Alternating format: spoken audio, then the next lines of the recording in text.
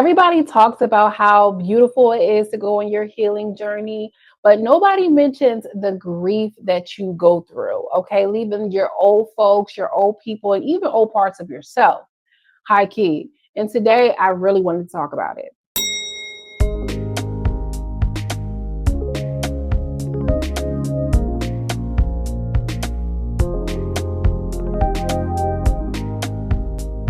My loves, it's your related girl from around the way, where we have culture, conversation, and community. And in today's video, as you can tell by the title, girl, we're going to be talking about handling grief in your healing and your growing journey. Now, before I hop into my commentary, girl, I want you to go ahead and hit that like button, okay? Make sure you hit that like button so we can go ahead and continue to grow. Subscribe to the channel if you enjoy this type of content. Although I do a little bit of messiness, I also like to get into the things that are near and dear into my heart. And this is one of them. All right. So make sure you hit that like button so I can get out of that damn algorithm with them damn baddies, girl. Please go ahead and do it for me. Zip it and do it. Okay, girl, let's get into it. Now, I'm going to try to keep this video for real, y'all, because I know I like to play. I'm going to try to keep it really organized and really cute. I'm coming to y'all being real cute today. So let's get into it. Now, if you are on a healing journey, if you are elevating, if you are glowing up, then this video is for you, because there are so many videos and content that is about glow up, soft girl era, becoming her, but nobody talks about the process beforehand. And that's what we're going to get into today, and how we kind of navigate that in a way that still promotes growth, but also being for real, because it's not all burning sage, lighting candles, and looking good in the gym. Sometimes it gets ugly and sometimes it gets messy. So we will be here for that today. Let's get into part one. What grief and growth really looks like. Y'all, if I had $1 for every time somebody said, oh, you're on your healing journey, girl, you so spiritual, you must be this and the third, like, and they just have this perception that shit is always put together and that you're supposed to be like, well, I thought you was on it. I thought you was No, that is a perception, y'all. When you are going through changes in your life, there are parts and pieces and places, peoples and things that you have to leave. And when you leave those things, it causes grief. And I didn't really recognize it. I know a lot of girls talk about how lonely it is, but they don't really mention the grief that is, alongside of growing, because we're growing from old cycles, we're growing from old people, and therefore there is a mourning that takes place. Grief doesn't just show up when someone dies. It shows up when a version of you dies as well. When a person who you felt like was your person, or they felt like home to you, no longer feels like home, there is a mourning process that happens, because we have this emotional connection to people. We have this emotional connection to places. And when we recognize in our mind that those places are no longer safe, or those people are no longer safe for us, there is still a desire and yearning to be in connection with that, even if you know that that person, place, or thing can no longer truly be that. And so even with older versions of yourself, some people have literally wore all black for a week. Bitch, I'm grieving that old hoe, because she will never be here again. You feel what I'm saying? Sometimes you have to go through the process, because we're visual learners. We're visual people. What we see in the 3D makes it real for us in our body. And I want to just validate that for a second. You're not crazy. It's not like, oh, you're just so toxic, you got to be caught up in these cycles. Girl, your body has an emotional response to things. You miss the old routines. You miss the old gossip yap sessions. You miss a little piece of pain. All right. Are we going to talk about it? Because yeah, I might need that. Right. Even if you know it's going to come with a whole bunch of your body still craves and wants, like an eggplant. How your body still craves eggplant. Sometimes for a man that is terrible, your body still wants to be in connection in that routine, because that's what it's been used to. And then also to the other side of healing is you don't know what's on the other side of that. If you spend 20 years, eating peanut butter and jelly, and hear somebody come with some Nutella, it's like, girl, what are we doing? I don't even know what that's hitting for. I don't even know, but this right here, I know. And so even if I'm hungry, I know this. I'm allergic to peanut butter. I'm not really thinking about that Nutella because I've only been used to eating this. Your body is still going to want the peanut butter, even if it's bad for you. The same applies for people. The same applies for ways of thinking.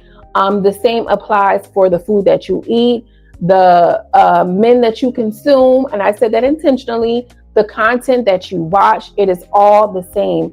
You have a emotional connection and physical connection to the things that you've been doing for the past 10 years, for the past week. We are habits of creature. And or we are creatures of habit, girl. I know I got that little dyslexia. So I wanted to get into the second point of grieving people who are still alive. And this one is something that I am continuing to work on and to work through because it sucks. It really, really sucks when you know that a person is alive and well and they can never be who you need them to be. They can never be, I should rephrase that, they can never be emotionally safe for you. They can never be physically safe for you, to be honest with you. You understand what I'm saying? There are, and this comes in forms of foundational parents. You know, sometimes you're never going to get that apology that you need from your mom. You're never going to get that apology that you need from your father or a person who has violated you. You're never going to get it. And they out somewhere riding around, you know, doing whatever, looking up candy to go drop some beats some damn where.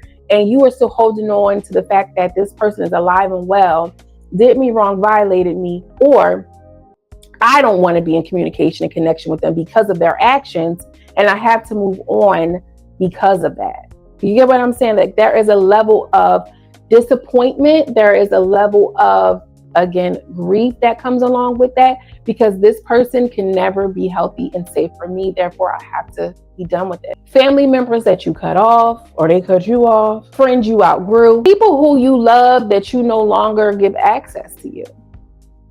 Right? These are things and people and places that you have created bonds with. You might hear a song, oh, that reminds me of that time me and so, your favorite auntie, your favorite uncle, you know, but you recognize that where I'm going and where I'm headed, they can't go with me because they keep me in a system, in a cycle that oppresses me. They keep me feeling small. They keep me intoxicated. They keep me feeling triggered and anxiety, and my anxiety is heightened to leave them. And because I'm choosing myself in this season and in this era, I can no longer. Yeah, I'm gonna miss you. Yeah, I want to kick it with you.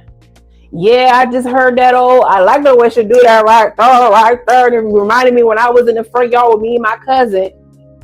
But I can't be over there drinking Taylor Payne with you no more. You hollering and hooping about the same nigga for 20 years. I can't. Right? And so it's like, damn. All right, so I'm in this new space, but all of the people that I know and that I love are no longer in this space with me. And this is why people fall into the cycles of, well, I'm going to just be over there with them, but I ain't really with it. But you fall into it because you're not strong enough yet to be in relationship with that person if you just fresh out the cycle. It don't work like that. And I'm not saying that you can't love these people, because 9 times out of 10, you still love them. Still love them. Okay? I'm still in love. Or whatever Luther said. Girl, you may not love him, but you love what he did to you. It's something of a variation.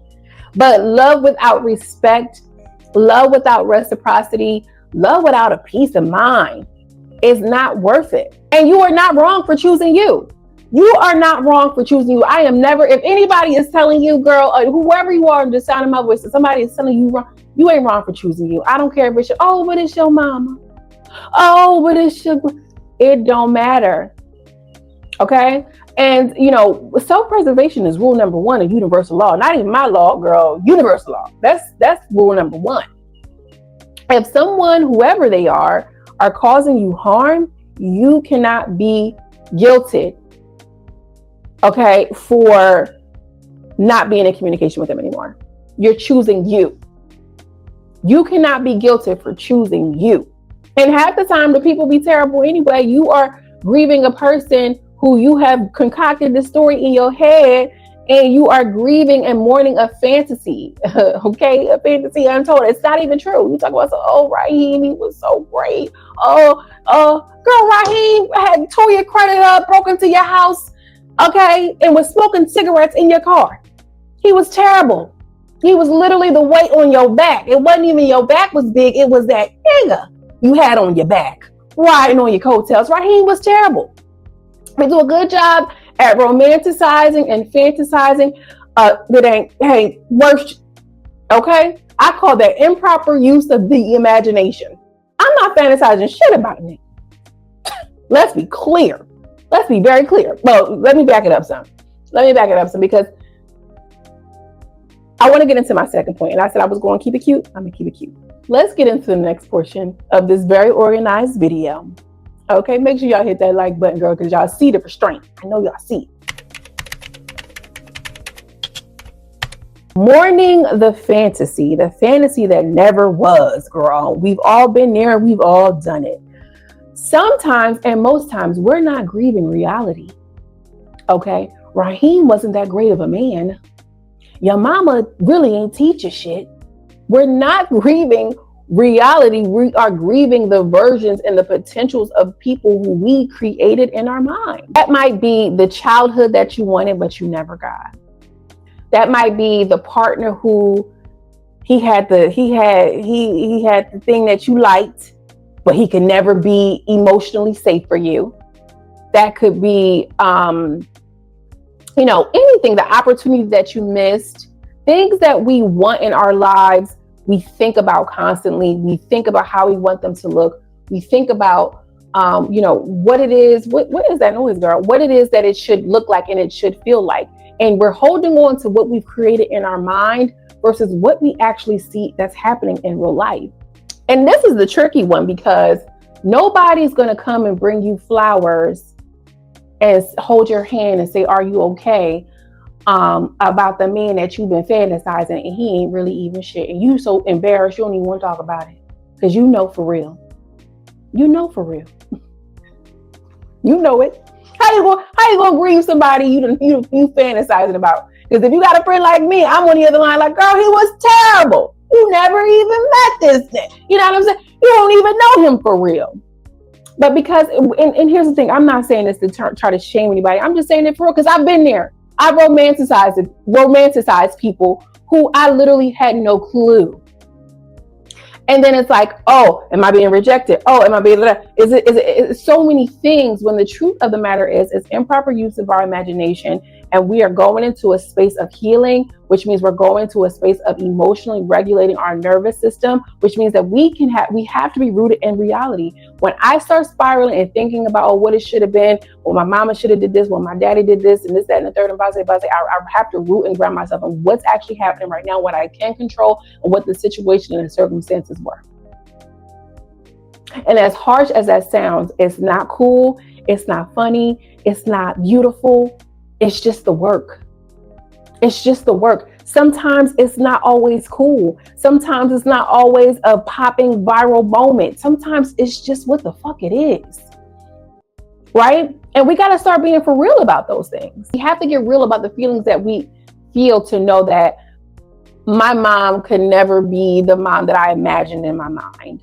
My father would never be the father that I imagined in my mind. My grandmother was never there for me in the way that I've seen a traditional grandmother. But that doesn't mean that I'm unworthy and I'm not deserving. And I have to grieve that so I can make space and make room for the things that are coming into my life. Not only am I going to grieve the people who are here that won't ever be what I need them to be or say for me, I'm also going to have to grieve the fantasy of whoever I was fantasizing about, or a situation or circumstance that I'm fantasizing about. I then also too have to let go of and release the versions of myself who stayed in those unhealthy relationships, whether it was in my mind, whether it was, a cousin, uncle, whoever. I have to let go and grieve the version of that woman who stayed in abusive relationships. I have to grieve her, right? Because we have to heal those things. That's the healing work. Now that's the key. The clock's at T. We have to heal. We have to let go. We have to let it go along with their asses. Let them go. You let them go for sure. They out of here.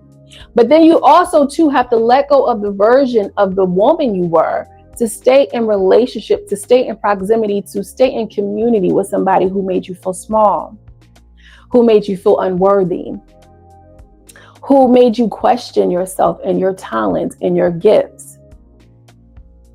Let her go too. Let's get into the next point, which is the guilt of outgrowing people. Now, I'm gonna be honest with you, I don't really resonate with this a lot.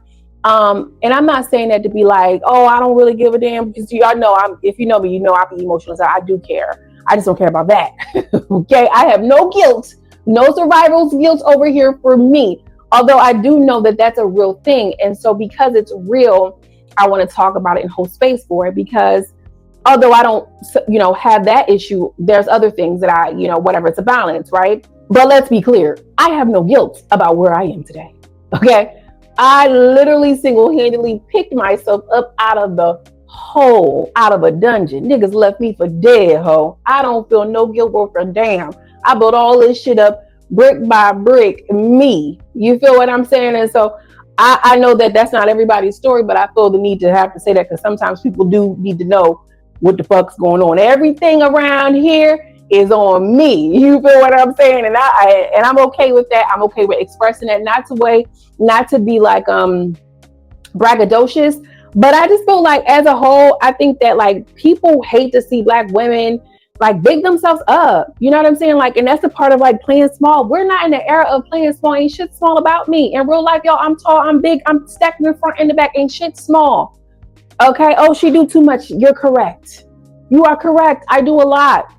In fact, if I'm doing too much, I got a homegirl over here because she already do enough. She do a lot too. She can help me out. And then we going to circle it. This is how we siphon and we moving this energy around, because we all got a lot going on. We have a lot of things moving for us. We have a lot of opportunities. I have a lot of blessings flowing in. I have a lot of abundance and prosperity around me. It is a lot. I'm a lot. And I deserve a lot.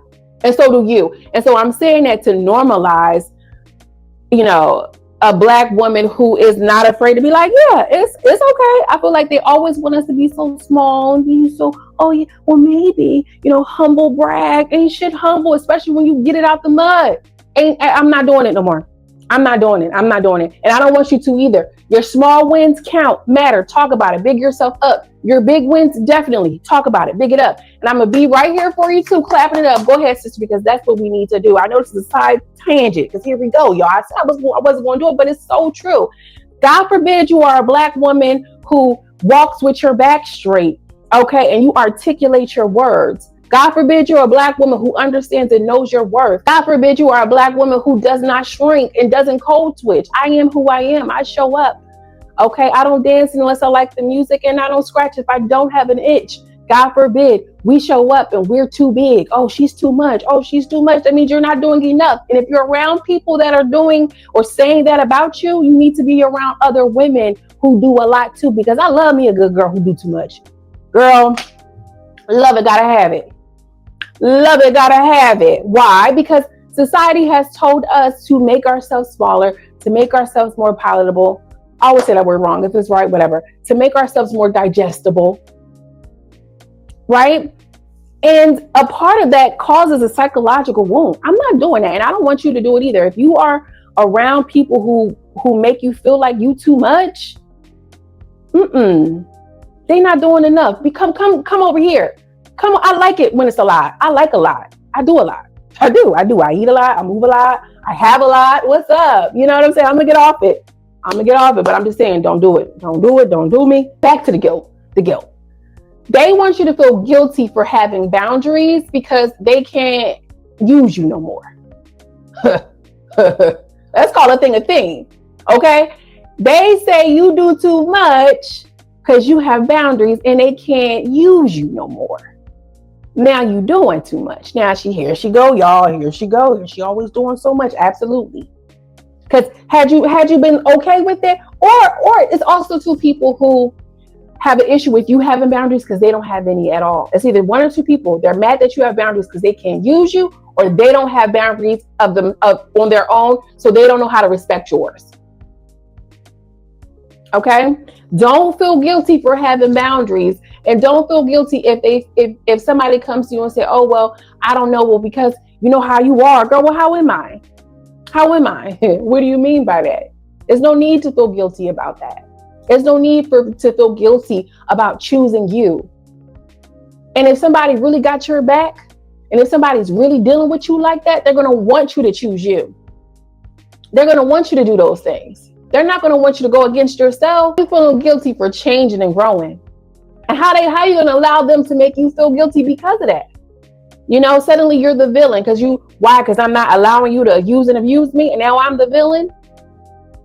You know, that doesn't even make sense. You know, but here's the thing. If you stay in those cycles, you literally become the villain to your own life. You're the villain in your own life. Anytime that you are dishonoring yourself, you are the villain in the story that was for you to become and walk into your highest potential, your highest purpose, and your highest power. Them strongholds, the mental strongholds your friends got on you, the mental strongholds that ping out on you, whatever it is that's keeping you away from your highest power and your highest purpose. When you implement a boundary, they say, oh, you acting weird now you the villain. I would much rather be the villain in their story versus being my own villain, keeping me blocked away from my next level. Put it on the flow. And I really do understand that it's easier to kind of like go along to get along. It's easier to be small so you can be in community. We are people who like to be in community. That is in our nature to have community, right? And so I get it. I dig it. But not if that me being in a relationship with you causes me to dishonor myself. It's not worth it. You were not put here to play small. You were put here to be powerful. And I'm here to remind you to wake it up, to shake the table, girl. Step into your power. You know how powerful it is to walk away from a situation that you know is not serving you, but it's comfortable? You know how many women are sitting around when that's going upside their head because they're comfortable? Because they got a couple dollars?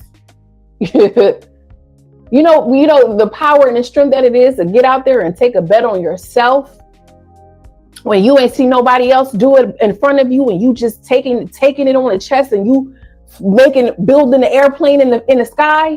That's power. Okay, let's be clear. Growth will not make you the villain in your own story. It is literally the springboard, the launching pad into your next level. You ain't doing it right unless somebody is telling you you're doing too much, you the villain. Period. Be obedient to your own healing. Be obedient to your own peace. Okay? That's what's important. Let's get into the last and final part. Loneliness. Loneliness is a part of alignment, okay? This is the part that I feel like a lot of the girls talk about, like, oh, it's lonely at the top. Oh, it's nobody really talks about that, this, that, and the third. And it's really true, because the things and the habits and the things that you were in, you probably are no longer in those circles. And until you become a type of person that's going to be attracting like-minded people, you will be lonely because you're used to a certain type of people who you're no longer in community with. And so what do?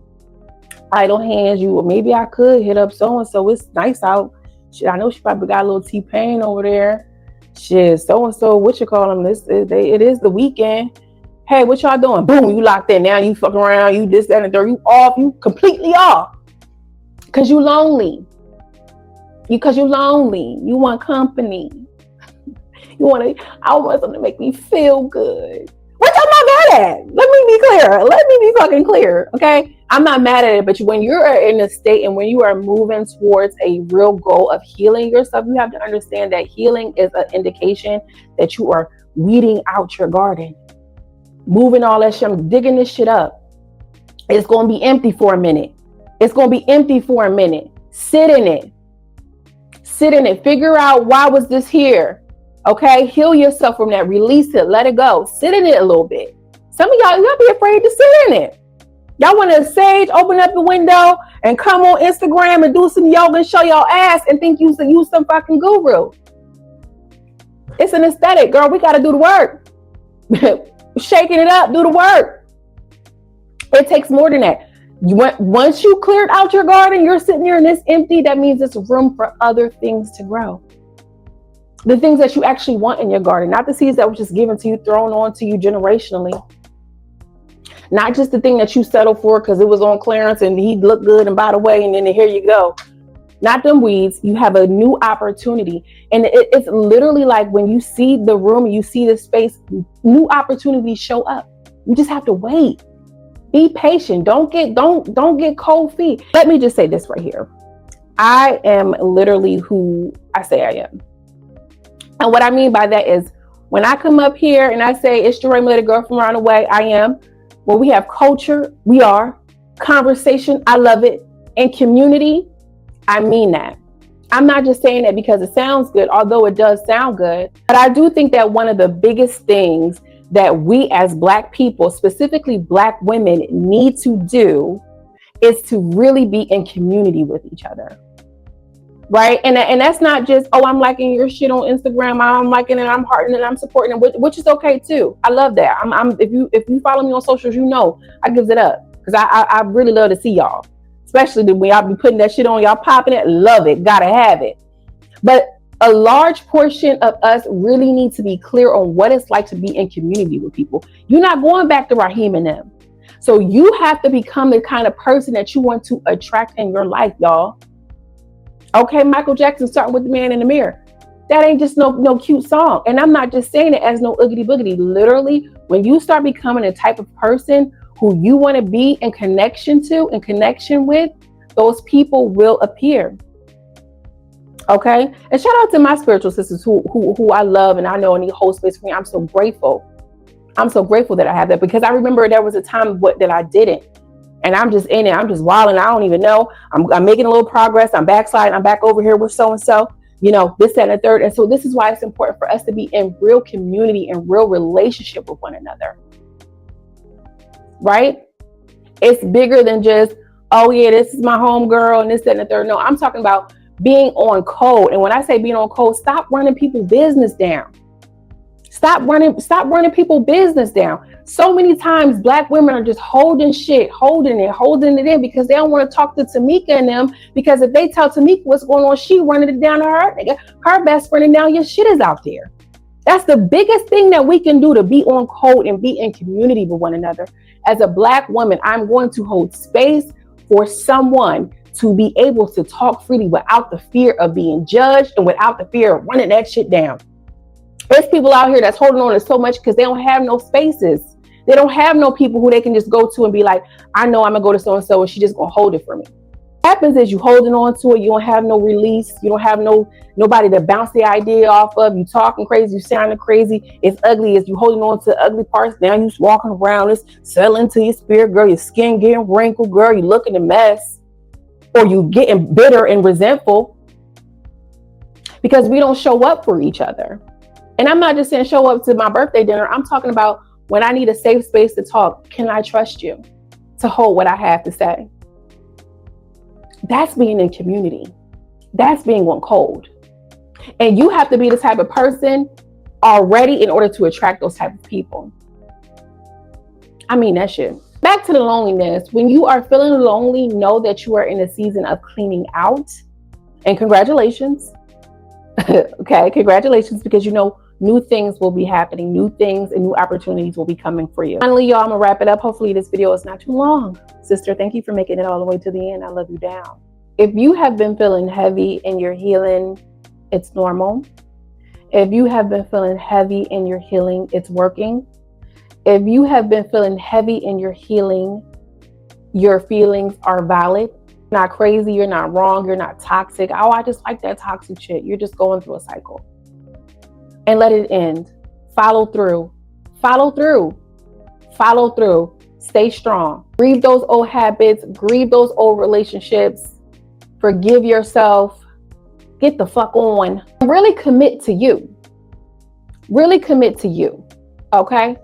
I know a lot of us don't even encourage each other. We halfway don't even feel encouraged. You can do it. Under whoever you are, under the sound of my voice, if you decide today that you can, you can. As simple, as easy as that. You have to make up your mind first. Make up your mind. Make up your mind. Coach Matt, CEO Coach Matt. Shout out to Coach Matt, y'all. He has this saying, become an executive decision maker. I love that, man. That changed my mind so much. Become an executive decision maker. If you say that you can, then it is. Then you can. Simple as that.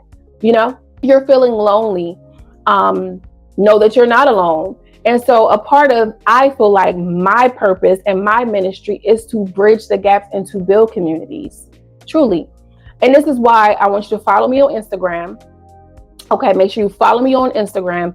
And I'm going to create a channel, a group chat specifically for the girlies who want to be in community with other like-minded women who are healing, women who are in all parts of their journeys, because it's important. And it's bigger than YouTube for me. It's bigger than, whatever.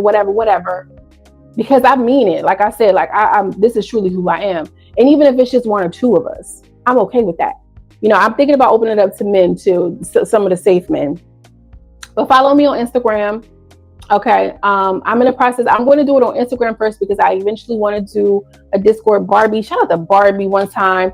I'm going to do a Discord. So I don't know if y'all caught me on a live a couple of days ago. I'm in the process of creating a workbook, the 12-week game plan. As a matter of fact, yes, let me show it again. I'm not done with it yet because I had some time to kind of sit with it. I want to make a couple of few tweaks. Once it's available, I will let y'all know. But I wanted to create a community that goes along with making a workbook that's about goal setting, making a workbook that's about unlearning limiting beliefs, and then also to having a community of women who are on the same journey. So in the meantime, follow me on Instagram. We're going to get it going over there. And if you made it to the end of the video, girl, drop a white heart. Drop a white heart in the comment section, girl. Let me know that you made it to the end. Thank you so much. I love you down again. We're going to get into some things. Spring is here. We're in a new season. We're in a new year. We're in a new energy. Hold out. Hold on. You got it. You got it. I got it. We got it. Okay. In the words of Jadakiss, we gonna make it. Okay. As always, I'm sending you much love and much light. I will see you in the next video. Peace.